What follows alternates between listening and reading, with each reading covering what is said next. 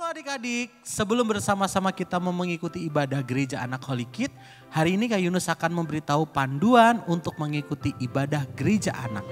Yang pertama, dalam mengikuti ibadah gereja anak tentunya adik-adik harus mempersiapkan diri dengan baik ya. Yaitu adik-adik harus berpakaian yang rapi selayaknya adik-adik mengikuti ibadah di dalam gereja. Meskipun adik-adik ibadah di rumah, kita mau belajar percaya bahwa Tuhan Yesus hadir di rumah kita. Yang kedua, dalam mengikuti ibadah gereja anak, adik-adik harus menyiapkan Alkitab serta buku tulis supaya adik-adik belajar mencatat kebenaran firman Tuhan yang disampaikan oleh kakak pembina.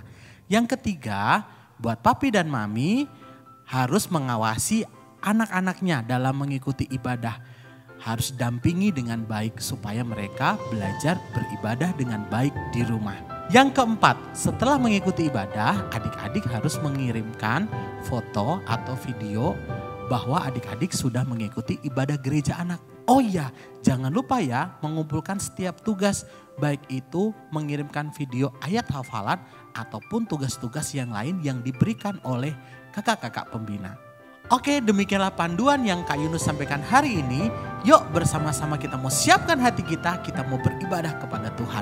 Holy Kids, hebat, oke, Laskar Yesus, yes, yes, yes. Shalom adik-adik semuanya, apa kabar hari ini? Pastinya dahsyat dan luar biasa. Betul, Kak. karena kita pun juga sehat ya, dahsyat ya. Betul Kak. Kita udah semangat nih untuk melayani gereja anak pada hari ini. Dan adik-adik juga kita pasti percaya adik-adik semuanya udah siap ya Kak Susmi ya. Iya pastinya sudah siap dong Kak, mereka Iya. semua sudah semangat ya semuanya. Betul banget. Yuk kita sekarang sebelum memuji Tuhan, yuk kita mau menyiapkan hati kita berdoa. Yuk semuanya kita berdoa. Terima kasih Tuhan untuk kesempatan yang hari ini masih Kau berikan kepada kami. Kami anak-anak-Mu masih bisa beribadah dengan gereja anak Holy Kids. Kiranya Tuhan Kau pimpin ibadah kami dari awal, pertengahan hingga akhirnya. Dan kiranya sukacitamu melimpah kepada kami semua. Dimanapun kami berada Tuhan. Terima kasih Tuhan Yesus, terima kasih. Kami alaskan doa ini hanya dalam nama Tuhan Yesus. Juru selamat kami sudah berdoa. Haleluya. Amin. Nah adik-adik, kalau adik-adik tahu ya. Kalau kita pagi-pagi tuh pasti lihatnya apa pertama? Waktu yang terbit. Apa Kak? Matahari. Nah, terus waktu sampai kalau malam tuh mataharinya hilang apa namanya? Terbenam ya. Terbenam. Nah, jadi dari terbit matahari sampai mataharinya masuk lagi, Tuhan Yesus itu baik kepada kita loh. Itu menunjukkan bahwa Tuhan Yesus tuh punya kuasa yang luar biasa. Yes, Matahari pun dikendalikan sama Tuhan Yesus. Yo hari ini kita mau nyanyi lagu ini Kak Susmi. Tahu lagunya? Ya tahu dong Kak. Oh tahu ya. Dari Terbit Matahari ya. Yes. Ayo adik-adik semua yang ada di rumah semangat, kita mau pakai gerakan, kita mau katakan dari terbit matahari. Dari terbit matahari sampai pada masuknya nama Tuhan dipuji. Dari terbit matahari sampai pada masuknya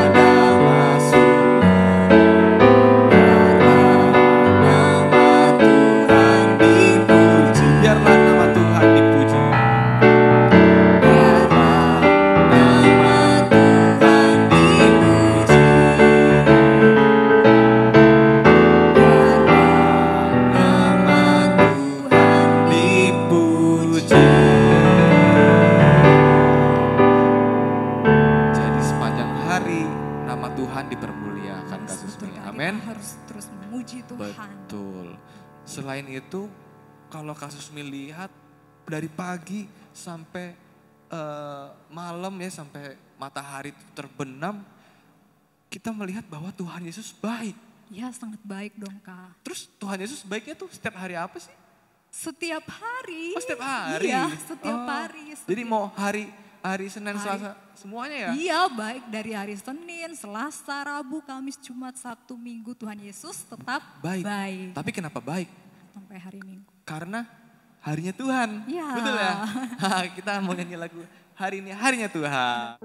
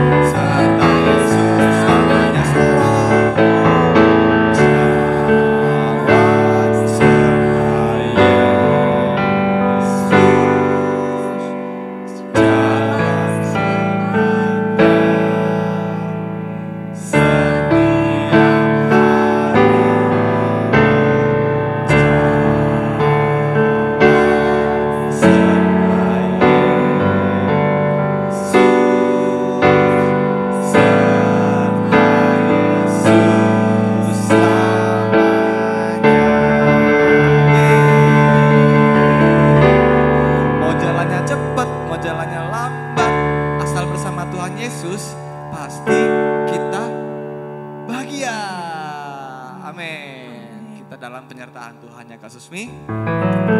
Dan hari ini kita mau mendengarkan kebenaran firman Tuhan. Adik-adik semua, siapkan hati adik-adik semua untuk mendengarkan firman Tuhan. Mari kita mau katakan,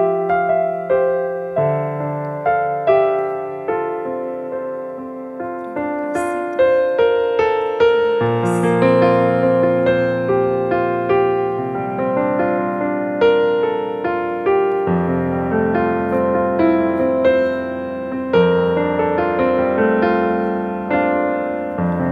Ku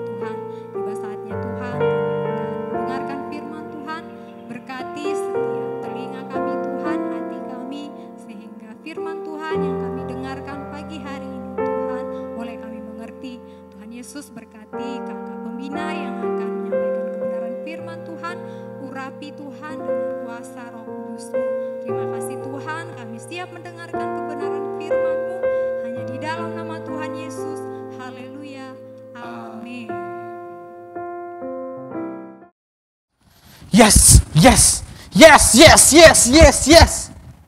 Ada adik-adik. Halo adik-adik, selamat pagi semuanya. Kakak harap kabar adik-adik baik ya. Adik-adik tahu enggak, hari ini aku sangat senang sekali. Pasti adik-adik pengen tahu kenapa aku senang hari ini. Nah, tadi di sekolah aku tuh sangat senang karena si Evan dimarahin sama bu guru. Pantes sih dia tuh harus dimarahin. Karena dia itu suka gangguin teman-teman yang lain. Aku juga pernah digangguin loh adik-adik. Pernah suatu kali Evan naruh itu permen karet di bangku. Terus aku duduk. Dan tahu dong celana aku jadi kotor. Terus yang lebih parahnya lagi, pernah dia tuh nulis kata-kata di kertas. Dibilangnya gini, orang gini. Terus ditempel dong di punggungnya Susmi. Semua teman-teman tuh pada ngetawain. Malu ndak Susmi digituin?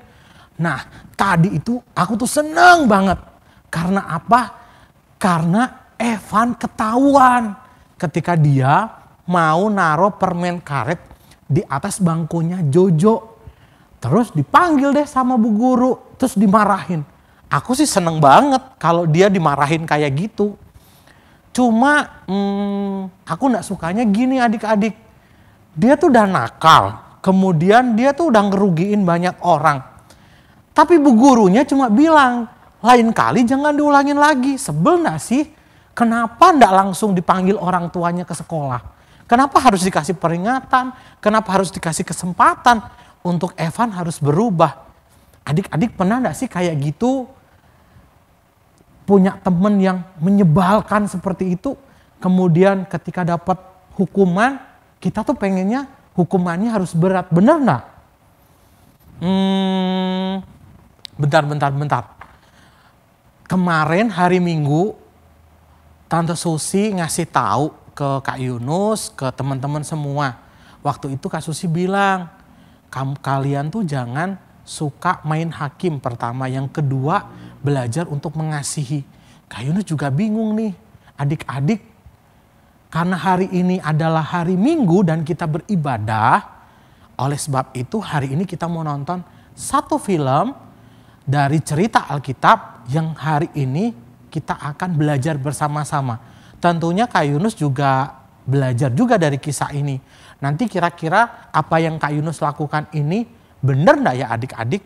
Yuk kita saksikan filmnya bersama-sama.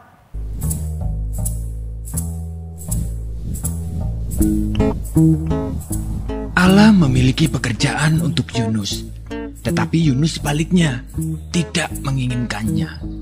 Allah mengutus Yunus untuk pergi ke suatu tempat bernama Niniwe dan Allah ingin agar Yunus mengatakan bahwa Allah mencintai orang-orang Niniwe. Tetapi Yunus tidak mau melakukannya. Karena menurut Yunus, orang-orang Niniwe itu jahat dan mereka suka melakukan banyak kejahatan. Allah tahu apa yang dikatakan Yunus itu memang benar. Orang-orang Niniwe telah menjauh dari Allah, tetapi Allah masih sangat mengasihi mereka. Dia ingin memberi mereka permulaan yang baru jika mereka kembali kepada Allah.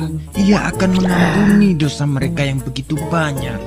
Namun Yunus menolak untuk pergi karena pikirnya mereka adalah orang yang jahat yang tidak pantas untuk diampuni. Dalam hatinya, Yunus ingin melarikan diri dari Allah dan pergi sejauh-jauhnya sampai Allah tidak dapat menemukannya. Dengan demikian, ia tidak perlu melakukan apa yang diperintahkan Allah. Itu yang direncanakannya. Tapi tentu saja itu bukan rencana yang baik. Sebab merupakan rencana yang konyol karena dia bisa melarikan diri dari Allah. Tetapi Allah akan selalu dapat mencari dan menemukannya. Meskipun demikian, Yunus tetap melaksanakan rencananya yang tidak baik. Ia tidak membeli tiket ke Niniwe, tapi ke tujuan lain. Perahu yang dinaiki Yunus berlayar ke arah yang sangat berlawanan dengan Niniwe. Nah, tak lama kemudian angin bertiup kencang. Perahu pun mulai terombang-ambing dan semua orang mulai menjadi pucat pasi. Mereka takut. Yunus duduk tegak di tempat tidurnya. Lihatlah, masalah pertama dengan rencana Yunus yang tidak baik itu. Allah mengirimkan badai besar untuk mengejarnya. Para pelaut berteriak ketakutan saat perahu hendak tenggelam. Mereka mulai membuang segala sesuatu ke laut, koper, makanan, apapun yang bisa mereka temukan. Yunus mulai tersadar bahwa badai itu datang karena kesalahannya. Ia meminta para pelaut untuk melemparkannya ke dalam laut agar badai berhenti. Mendengar itu, para pelaut merasa tidak yakin. Tapi Yunus bersikeras bahwa itu satu-satunya cara agar mereka bisa selamat. Tak lama setelah Yunus menghantam air, gelombang laut pun menjadi tenang. Angin mereda dan badai berhenti. Saat itu Yunus menganggap semuanya telah berakhir. Dia tahu bahwa dia pasti akan tenggelam. Tetapi Tuhan mengirim seekor ikan besar untuk menyelamatkannya. Ikan tersebut menelan Yunus hidup-hidup dengan sekali telan. Dalam kegelapan yang seperti kuburan itu, dia mencium bau busuk makanan dan merasa rumput laut yang berlendir. Segeralah ia tahu bahwa ia belum mati. Dia berada di dalam perut ikan yang besar. Selama 3 hari penuh Yunus duduk di sana dalam kegelapan. Ia menghabiskan banyak waktu untuk berpikir. Ia mulai menyadari rencananya yang sangat konyol.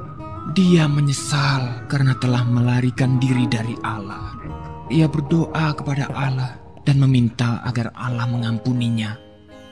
3 hari kemudian, ikan memuntahkan Yunus ke pantai berpasir. Saat itu, Yunus mendengar suara orang memanggil namanya dan menyuruhnya untuk pergi ke Niniwe. Itu suara Allah. Kali ini, Yunus tidak menolak untuk pergi ke Niniwe untuk mengabarkan berita yang luar biasa kepada orang-orang di sana. Kepada mereka Yunus mengatakan bahwa Allah tidak pernah berhenti mencintai mereka. Meskipun mereka melarikan diri dari Allah, tetapi asal mereka mau kembali kepada Allah, maka Allah akan mengampuni dosa mereka. Orang-orang Niniwe mulai mendengarkan Yunus dan mereka mengasihi Allah. Mereka belajar melakukan apa yang Tuhan katakan dan berhenti melarikan diri dari Allah seperti yang pernah dilakukan Yunus. Bertahun-tahun kemudian, Allah juga mengirimkan utusan yang lain dengan pesan yang sama luar biasanya. Seperti Yunus, ia akan menghabiskan 3 hari dalam kegelapan total. Tapi utusan ini akan disebut firman Allah karena ia sendiri akan menjadi berita Allah, yakni berita Allah yang diterjemahkan ke dalam bahasa kita sendiri. Pribadi yang satu ini adalah semua yang Allah ingin katakan kepada semua orang di dunia.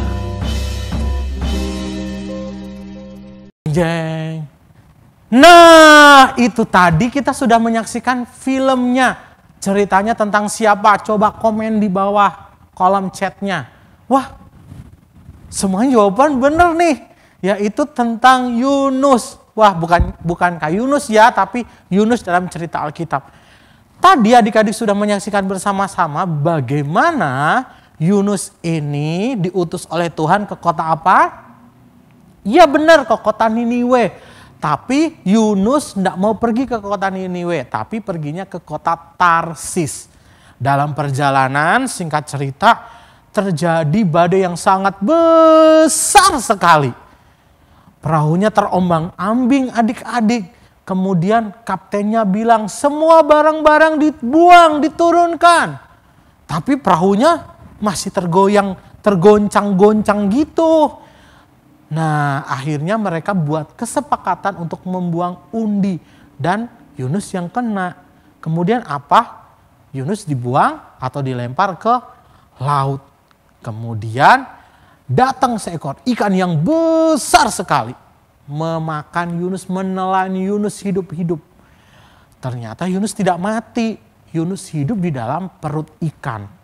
Nah, sampai suatu hari seizin dari Tuhan dan di dalam perut Yunus berdoa kepada Tuhan, maka ikan besar itu memuntahkan Yunus sampai ke sebuah kota. Nah, di sana Yunus menyerukan kabar tentang pertobatan. Kemudian apa yang terjadi? Semua kota itu bertobat. Bentar. Yunus mempertobatkan sebuah kota. Adik-adik, Pernah gak sih kalian dengar ada satu hamba Tuhan memberitakan kabar baik, kemudian yang bertobat itu banyak orang. Kayaknya dalam cerita Alkitab cuma Yunus aja ya.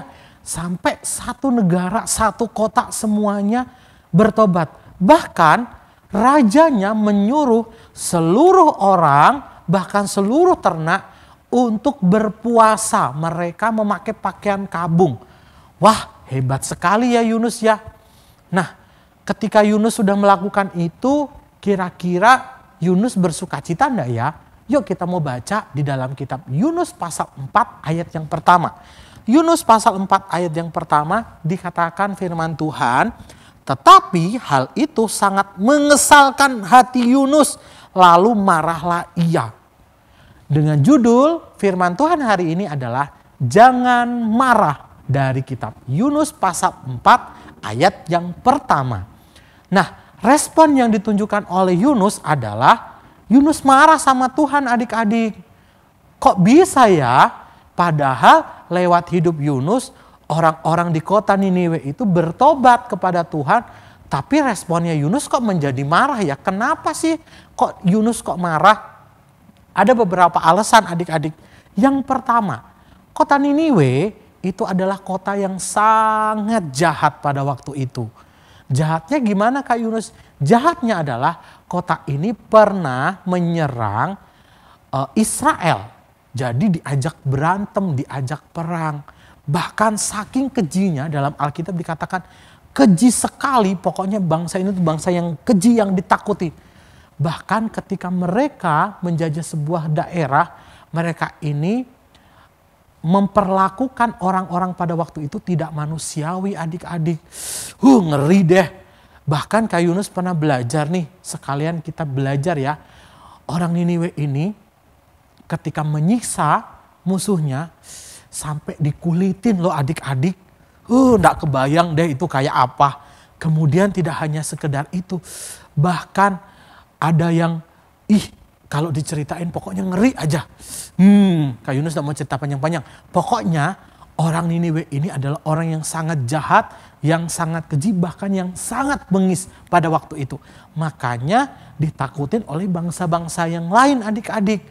Nah, kejahatan dari bangsa atau kota Niniwe ini sudah kedengeran di telinga Tuhan. Makanya yang pertama itu Yunus tidak mau karena bangsa ini sudah terlalu jahat. Bahkan ada yang menuliskan, ada juga yang menyelidiki kemungkinan keluarga Yunus juga ada yang mengalami siksaan dari orang Niniwe. Wah, kalau dipikir-pikir Yunus mungkin kesel ya, sakit hati ya karena ada saudara-saudaranya yang diperlakukan seperti itu. Kemungkinan juga ya seperti itu adik-adik. Terus yang kedua, alasan yang kedua kenapa Yunus tidak mau, dikatakan di sini bahwa Yunus itu tahu bahwa Tuhan, bahwa Allah itu adalah Allah yang penuh pengasih, penuh penyayang. Dia akan memberikan kesempatan, dia akan memberikan kasihnya kepada kota yang sudah berdosa ini.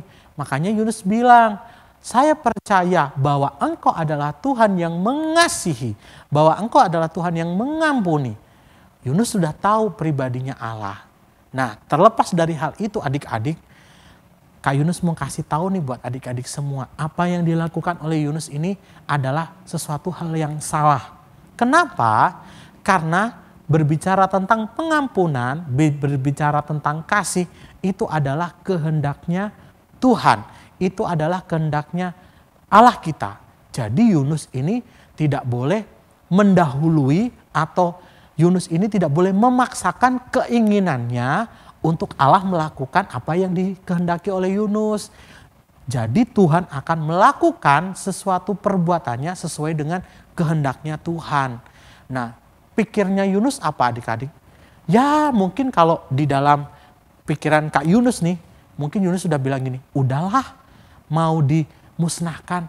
Ya udahlah emang udah dosa kok, udah jahat kok. Tapi rencana Tuhan tidak seperti itu adik-adik. Oleh sebab itu rencana Tuhan bukan rencananya Yunus. Sekali lagi rencananya Tuhan bukan rencananya Yunus. Oleh sebab itu dikatakan di dalam Yunus pasal 4 dikatakan seperti ini. Tetapi hal itu sangat mengesalkan hati Yunus, lalu marahlah ia. Ayat yang kedua, dan berdoalah ia kepada Tuhan, katanya. Ya Tuhan, bukankah telah kukatakan itu ketika aku masih di negeriku?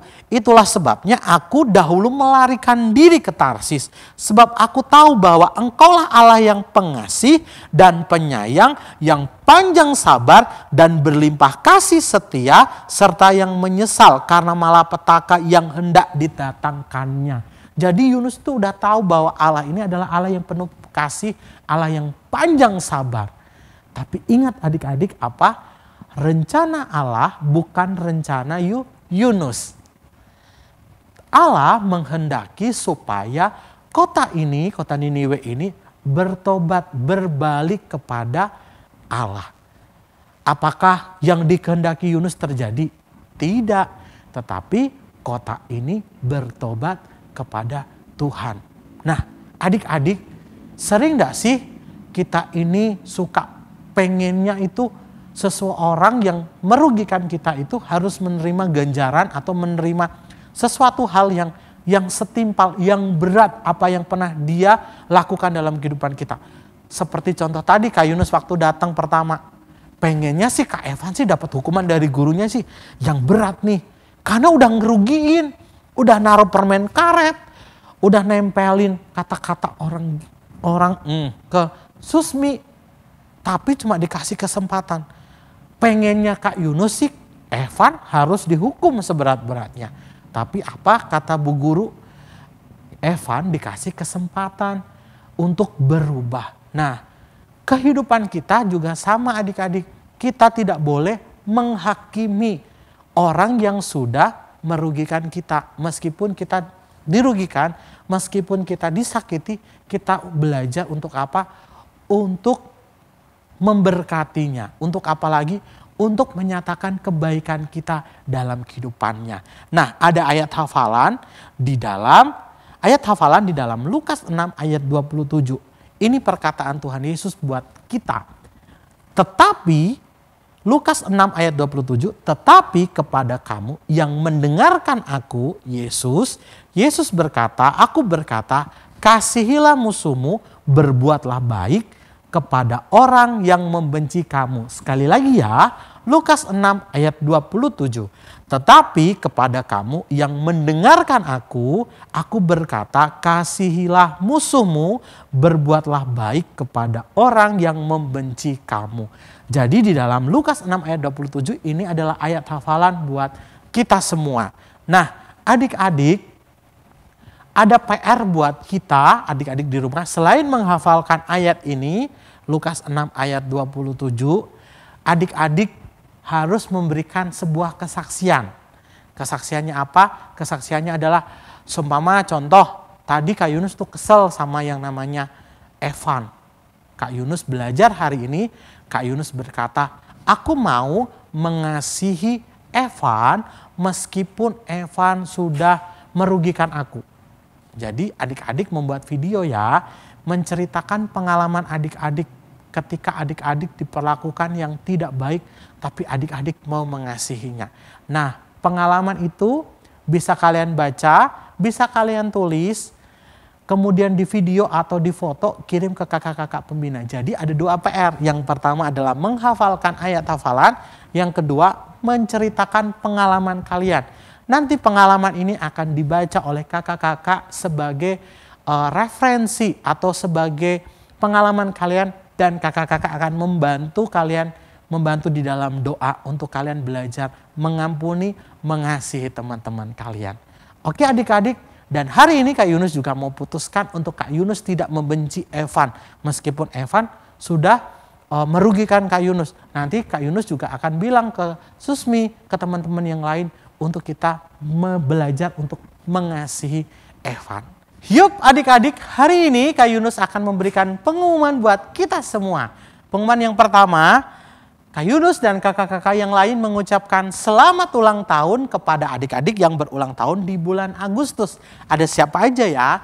Ada Cliff, ada Arthur, ada Lionel, ada Gabriel, ada Nathan, ada Yohana, ada Quincy, ada Alpha, dan ada Winston. Tuhan Yesus memberkati adik-adik semua dan berkat, kemudian hikmat daripada Tuhan ditambahkan ke dalam kehidupan adik-adik semua. Dan adik-adik yang berulang tahun boleh mendapatkan kasih dan takut akan Tuhan. Yang kedua, buat adik-adik yang sudah belajar tatap muka di sekolah, Kak Yunus dan kakak-kakak yang lain mengucapkan selamat. Akhirnya kita bisa bersekolah kembali ke sekolah kita ya. Meskipun sekolahnya tidak setiap hari, tapi kalian harus bersyukur adik-adik bisa bersekolah ketemu dengan guru secara langsung, ketemu teman-teman secara langsung. Buat adik-adik yang belum tatap muka, jangan bersedih. Kalian bisa sekolah di rumah ya. Oh iya, buat adik-adik yang sudah mulai tatap muka, sekolah di sekolah, adik-adik ingat ya tetap perketat untuk protokol kesehatannya. Memakai masker, membawa hand sanitizer, jangan pernah minta tukeran masker ke temennya. Nggak boleh. Maskernya yang dibawain dari mami, dari rumah, itu yang harus kalian pakai. Jangan ditukar-tukar ya, itu nggak boleh. Kemudian menghindari berkerumun. Kemudian apalagi? Jangan jajan sembarangan ya. Buat adik-adik yang belajar di rumah juga sama-sama tetap terus jaga kesehatan kalian. Meskipun kalian belajar di rumah, kalian harus tetap menunjukkan, membuktikan bahwa kalian adalah anak gereja, anak Holy Kid yang luar biasa. Kemudian yang ketiga, ibadah gereja anak diadakan setiap hari Minggu jam 9.30 di channel YouTube GBT Tasikmalaya. Pengumuman yang keempat, Kak Yunus dan kakak-kakak yang lain mengucapkan selamat beribadah buat adik-adik yang di luar kota. Adik-adik yang ada di Tasik kasih tepuk tangan dong di rumah. Kita mau kasih tepuk tangan buat adik-adik kita yang beribadah di luar kota. Ada yang dari Kendari, ada yang dari Semarang, ada yang dari Jambi. Wah, semuanya beribadah di channel YouTube GBT Tasikmalaya. Luar biasa. Yuk kita mau akhiri ibadah pada hari ini bersama-sama. Kita mau lipat tangan kita akan berdoa. Tuhan Yesus, terima kasih buat kasih setia Tuhan dalam kehidupan kami. Hari ini Kak Yunus berdoa buat adik-adik yang boleh mendengarkan firman Tuhan. Kami belajar Tuhan untuk kami tidak menghakimi teman kami. Kami belajar menunjukkan kasih kebaikan kami kepada teman-teman kami. Kami belajar dari kisah Yunus Tuhan, dan biarlah lewat kisah ini kami boleh menghidupi kebenaran firman-Mu. Kami juga berdoa buat papi, buat mami, buat semuanya yang boleh mendukung adik-adik beribadah di rumah. Kami juga berdoa buat kakak-kakak pembina yang boleh setiap hari Minggu boleh mempersiapkan diri mereka untuk mempersiapkan ibadah di rumah masing-masing Tuhan. Lewat channel YouTube ini Tuhan. Berkati kakak-kakak kami, berikan hikmat, kesehatan kepada setiap kakak-kakak kami. Kami juga berdoa terus untuk situasi pandemi. Kami percaya Tuhan Yesus ada dalam keadaan ini. Kami tetap terus menyerahkannya, biarlah karya Tuhan yang sempurna nyata atas kehidupan bangsa Indonesia. Berdoa juga buat gereja di mana kami boleh bertumbuh, di gereja Bethel Tabernakel Tasikmalaya. Berkati Opa Oma Pasca, berkati pelayan-pelayan Tuhan, berkati semua yang terlibat dalam penata layanan di gereja di mana kami boleh bertumbuh ini Tuhan. Terima kasih. Dan sebentar kami akan mengakhiri ibadah kami akan melanjutkan aktivitas kami kembali. Kami percaya berkat dari Allah Bapa, Putra, dan Roh Kudus tercurah atas kehidupan kami di dalam nama Tuhan Yesus Kristus. Haleluya. Amin. Tuhan Yesus memberkati. Bye-bye.